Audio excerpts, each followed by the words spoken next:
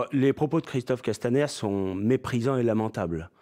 Lamentable parce qu'il jette ainsi l'opprobre, ou il tente en tout cas de jeter l'opprobre sur le général Pierre de Villiers, dont tout le monde s'accorde à reconnaître que c'est un très grand professionnel, que c'est un très grand soldat, et qu'à aucun moment il est sorti de son devoir de réserve.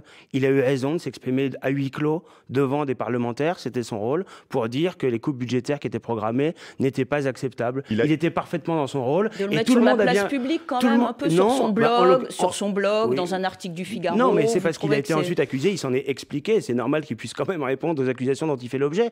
Mais tout le monde a bien compris que dans cette affaire, Emmanuel Macron a fait une espèce de petite crise d'autoritarisme.